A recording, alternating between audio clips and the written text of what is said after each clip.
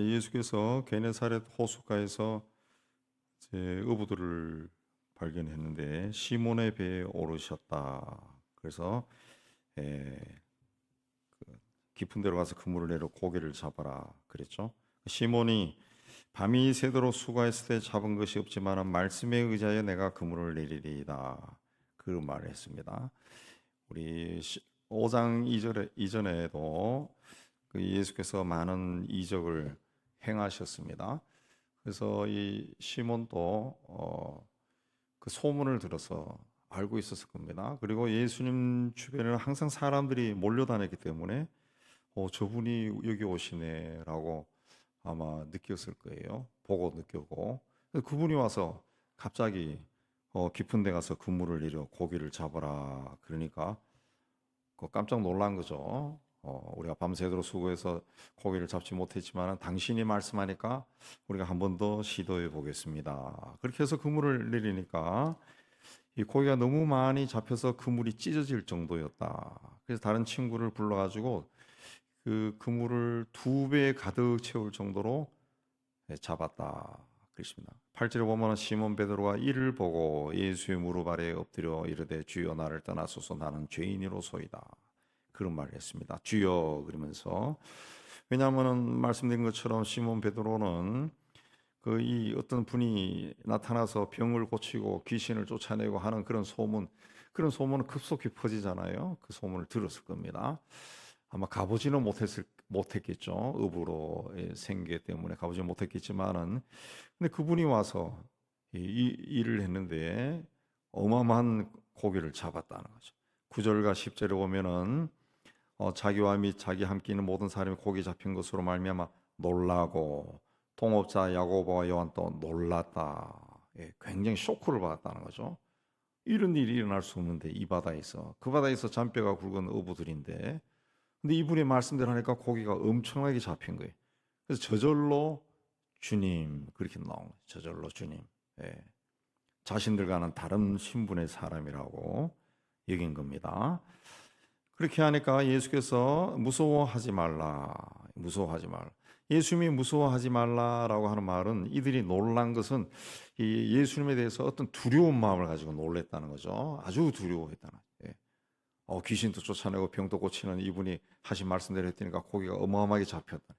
거기서 약간 막 두려운 마음이 든 거죠. 예.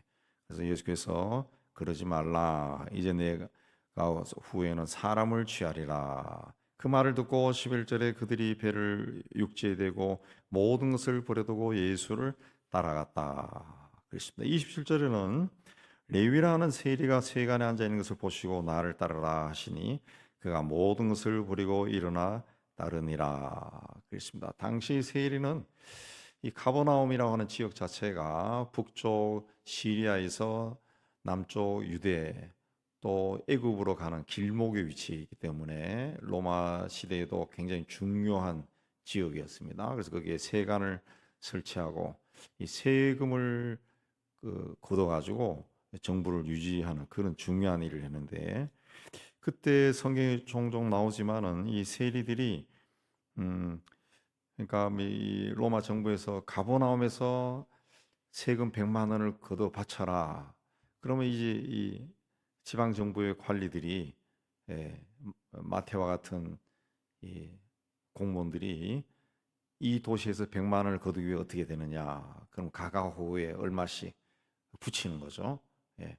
그리고 거기에 자기들 목도 조금 더 붙이는 거예요. 그렇게 해서 이제 이 착복을 한 겁니다. 부유하게 산 거고 그걸 로마 정부는 눈을 감아준 거고 따로 월급을 줄 수 없으니까 그런 일을 하니까 굉장히 욕을 많이 먹었는데 또 한편으로는 그렇게 해서 잘 살 수가 있었죠. 그러나 예수님이 그 세리 레위라 하는 세리에게 나를 따르라 하니까 그도 모든 것을 버리고 일어나 따르니라. 아마 이 레위도 예수가 누군지 아마 알고 있었을 겁니다. 그래서 그분이 어느 날 와서 나를 따르라. 그러니까 모든 것을 버리고 따르니라. 그랬습니다. 이 모든 것을 버려두고 예수를 따른다. 라고 하는 것은 예수님이 어떤 분인가 라는 것을 안다는 거죠. 안다는 거죠. 예. 알기 때문에 그분을 따라가는 거죠. 그분에게 헌신하는 거죠. 그걸 모르는 사람이 어떻게 모든 것을 버리고 따라갈 수 있어요? 집을 버리고 가족을 버리고 자기의 부유한 삶을 버리고 다 따라갈 수 있겠어요?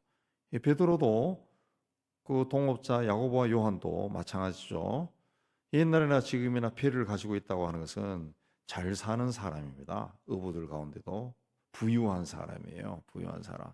근데 그걸 다 버리고 따랐다라고 하는 것은 예수가 누군지 알고 있다는 그 이야기고, 이런 말씀이 성경에 기록이 되어 있다라고 하는 것은 오늘날 예수를 믿는 사람들에게 예수를 따라갈 때 어떻게 해야 되느냐, 이런저런 세속적인 갈등하지 말고 모든 것을 버려두고 따라야 된다라는 메시지를 우리에게 주는 겁니다. 주님을 따라갈 때는 어떤 조건이 없습니다. 내가 이렇게 따라갈 테니까 나에게 이거 해주실래요?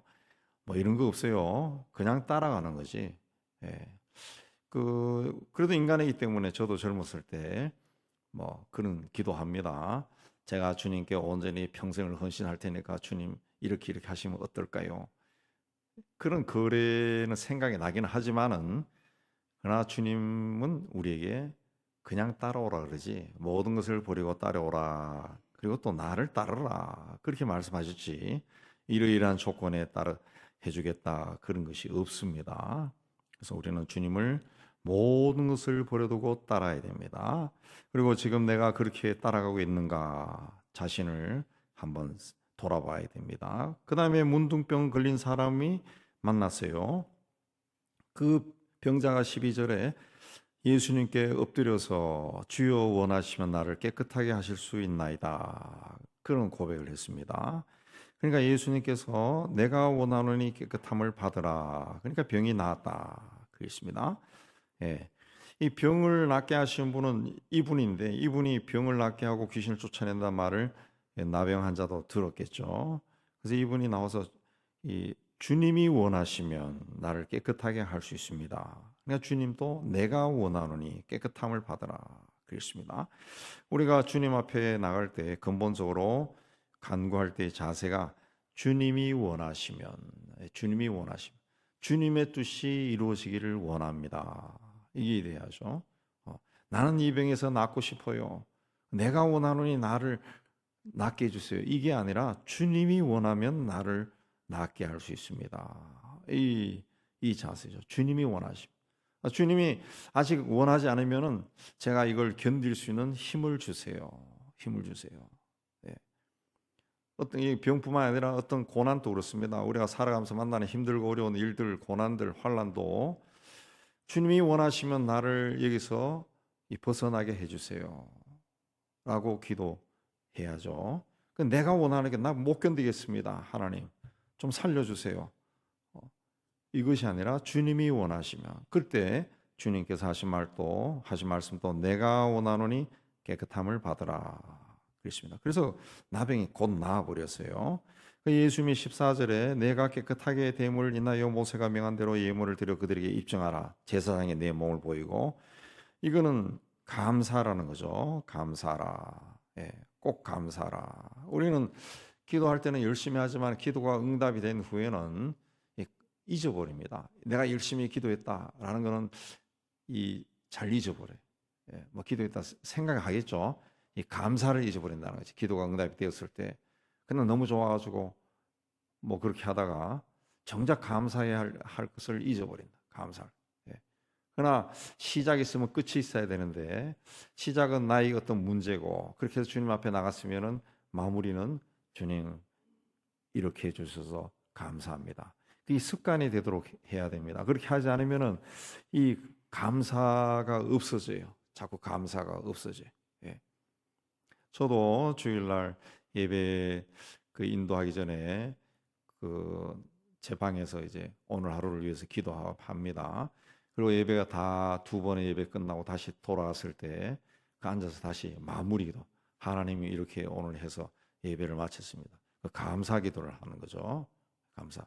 근데 저도 가끔 잊어버릴 때가 있다고. 무슨 사람 만나고 어떻게 하다가 우하다가 곧 깜빡할 때가 있다. 예. 근데 그러면은 하나님 앞에서 내가 기도한 것이 온전해지지 않는 거예요. 온전해지지 않아요. 예. 마무리를 해야 됩니다. 마무리를 오늘 또 인도해 주셔서. 그래서 이제 떠날 때는 이제 하루 일과를 끝나고 떠날 때는 이제 감사를 하죠. 예, 그렇게 해서 감사를 해야 됩니다. 그다음 17절에 또 그 여러 사람들을 앉히고 그렇게 할 때 병을 고치는 주의 능력이 예수와 함께 하더라. 그게 됐습니다. 정확한 원문은 주의 능력이 예수께서 병을 고칠 때 나타났다. 이렇게 이야기했습니다.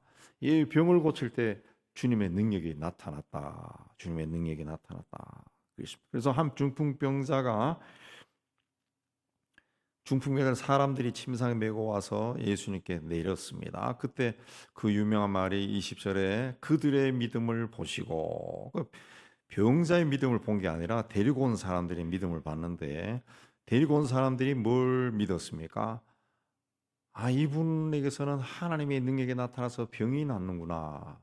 그걸 믿고 자기 친구, 자기 동네 어떤 병자를 막 데리고 온 거예요. 데리고 온 거예요.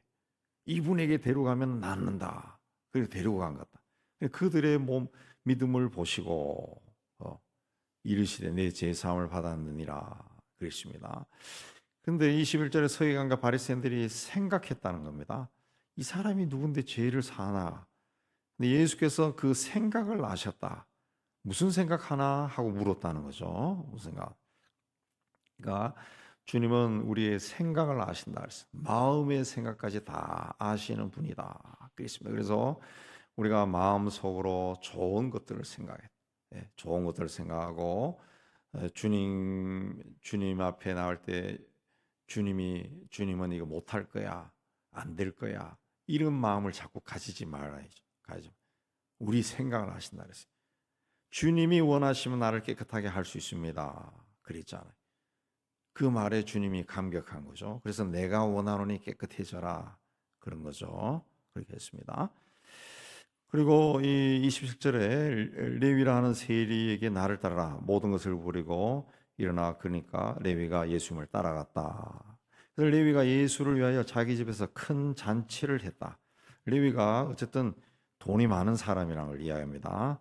이 시대에 기록한 이 책들을 보면은 이 시대는 그 일반 백성들이 굉장히 가난했다 그러죠. 신발도 없이 살고 옷 두 벌이는 자는 옷 한 벌을 줘라 그 말씀이 나오는 것은 옷도 없는 사람들이 있었다는 거지. 물론 그쪽 나라가 더운 나라에서 괜찮긴 하지만 옷도 없이 사는 그런 사람들이 있었다. 굉장히 가난한 나라고 그래서 어떤 이 예수님의 그 대한 그 사회학적 분석해놓은 책 보면 왜 사람들이 예수님을 많이 따라다녔을까? 뭐 기적이 일어나고 그 병이 고쳐지고 그걸 기대하고 병자들이 많이 따라다녔기도 했지만 또 한편으로는 먹을 것이 없는 거예요. 먹을 것이. 그러니까 오병이의 기적이 일어나고 그다음에 또 이분을 따라가면 뭐 먹을 것이 없을까 해서 줄기차게 따라다녔다. 그렇게 해석하는 학자들도 있습니다. 그 시대의 상황을 다 분석하고 난 다음에 근데 이 레위는 자기 집에서 큰 잔치를 했다. 레위가 유복한 사람이라는 것을 말하는 거죠. 그때 세리와 다른 사람들이 많이 와서 함께 앉아서 먹었는데 그걸 바리새인과 서기관들이 보고 어째서 세리와 죄인과 함께 먹고 마시느냐. 그들이 봤을 때는 이 세리는 죄인에 속한 자입니다. 창기와 마찬가지로 취급했다고 그렇게 이야기합니다. 왜냐하면은 다 가난한 시절에 부를 축적할 수 세금을 거두면서 부를 축적할 수 있었으니까 그렇게 아주 사회적으로 경멸의 대상이었다는 거죠. 그리고 부를 축적하는 방법도 로마 정부의 앞잡이가 되어서 축적한 거니까 사회적인 지탄의 대상이었는데 그래서 어떻게 세리와 죄인과 함께 먹고 마시느냐 하니까 예수께서 건강한 자에게는 의사가 쓸데없고 병든 자에게라 쓸데있나니 내가 의인을 부르러 온 것이 아니요 죄인을 불러 회개시키러 왔도다 그랬습니다. 아주 명쾌하게 말씀하신 거죠. 의사는 건강한 사람이 정말 필요 없어요. 아파야 병원에 가지 내가 건강한데 뭐하러 갑니까? 예수님도 마찬가지로 병든 자에게 왔다는 거죠. 의인을 부르러 온 것이 아니라 죄인을 부르러 왔다. 죄인을 부르러 왔다. 그랬습니다. 그래서 이 죄인들과 함께 있는 것이 무슨 잘못이냐. 그러니까 아무 할 말이 없으니까 또 요한의 제자들이나 바리새인의 제자들은 자주 금식하는데 어째서 당신의 제자들은 먹고 마십니까? 예수께서 신랑과 함께 있을 때는 금식할 수 있느냐? 함께 즐거워하지. 그러나 신랑을 빼앗기면 그때 금식할 것이다. 그렇게 이야기했습니다. 네. 네, 그 후에 아마 예수께서 십자가에 돌아가시고 승천하신 후에 그 바울의 경우도 보고, 바울의 경우에도 나오지만 제자들도 금식하고 주님 앞에 더 나아가기 위해 힘썼을 겁니다. 그때 이제 또 비유로 더해서 말씀하신 것이 새 옷에서 한 조각을 찢어 낡은 옷에 붙이는 자가 없다. 그러면은 그 새 옷이 찢어질 뿐이다. 또 새 포도주를 낡은 가죽 부대에 넣는 자가 없다. 그러면은 새 포도주가 발효돼 가지고 부대가 터져버리죠. 터져버리죠. 이 낡은 옷, 새 옷, 네, 새 포도주, 낡은 가죽 부대. 그러니까 예수님 이전과 예수님 이후의 차이가 바로 이 새입니다. 새입니다. 새로움이죠. 새로움. 구약이고 신약이죠.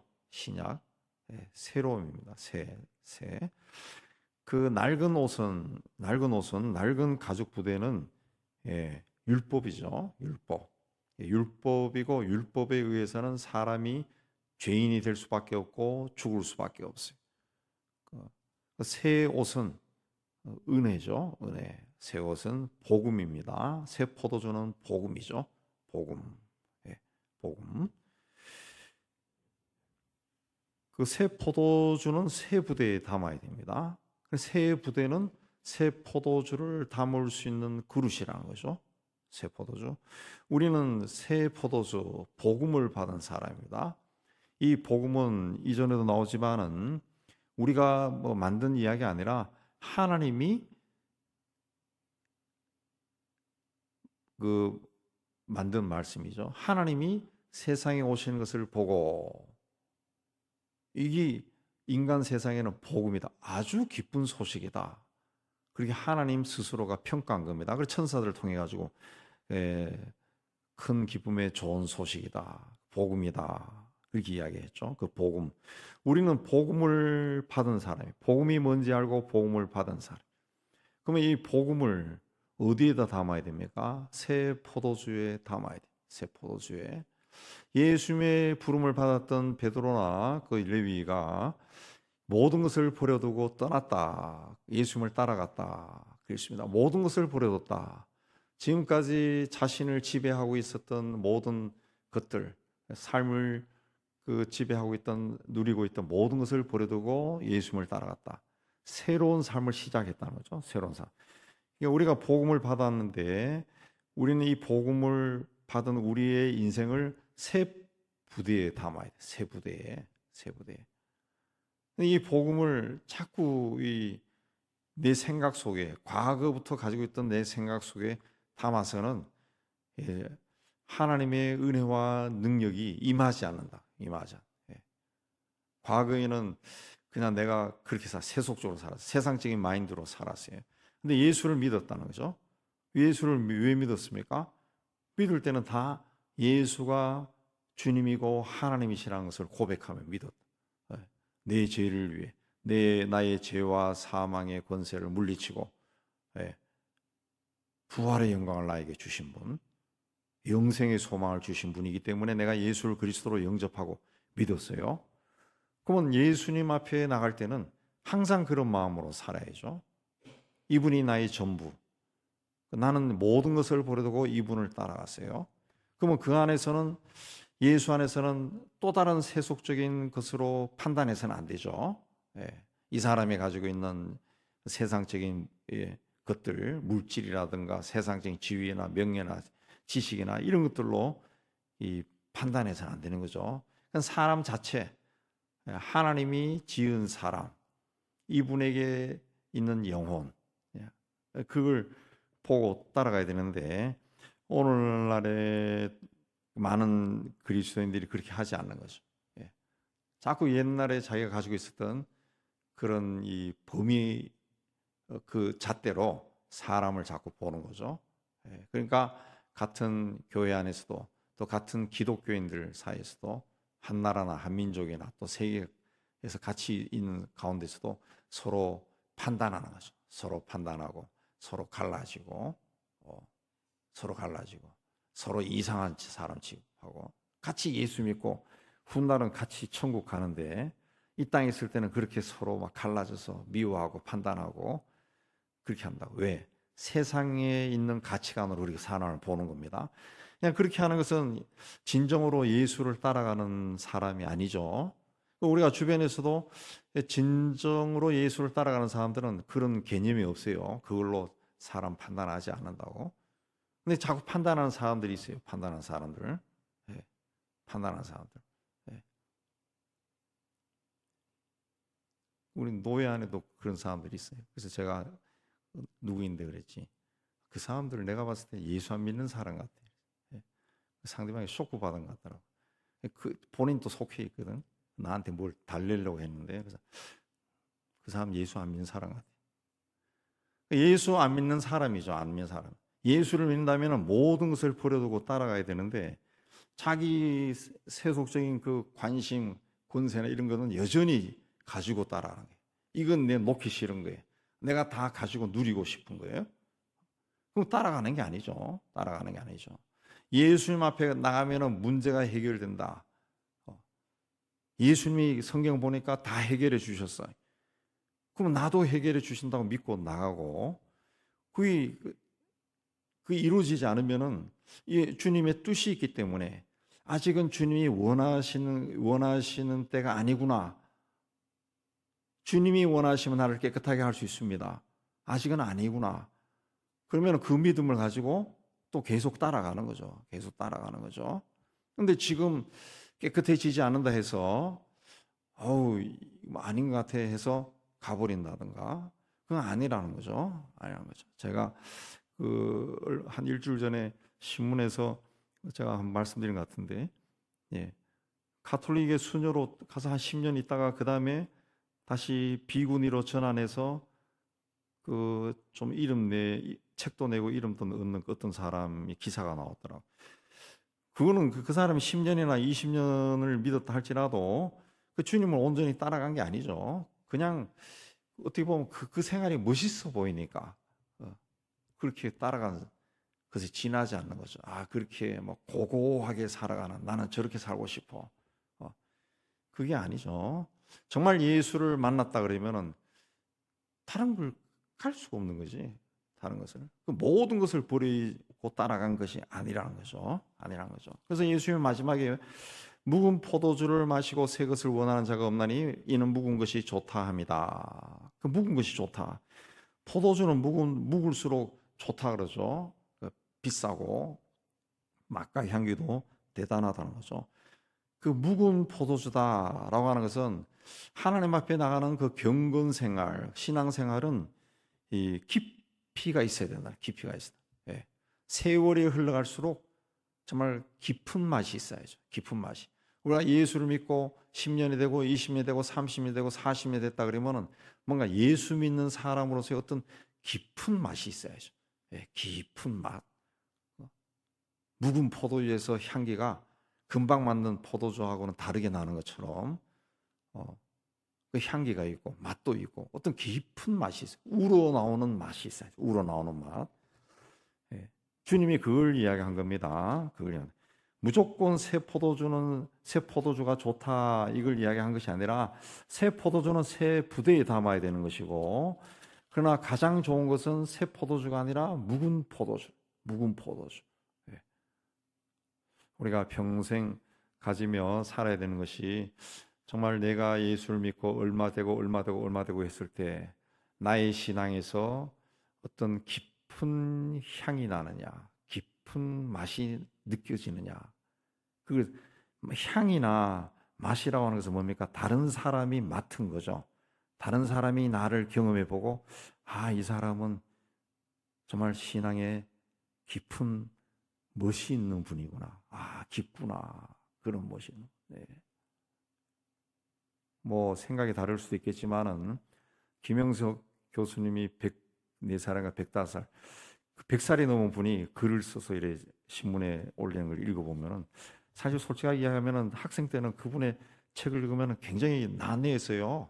어려워요. 철학책들이 어려워. 근데 이 100년이나 묵은 그 이 인생을 살면서 써내는 글들 보면은 구구절절이 이렇게 향기가 나고 깊은 맛이 느껴지죠. 깊은 맛. 정말 우러내고 그런 것이 나온다 이거죠. 우리도 좀 그런 것이 있어야 됩니다.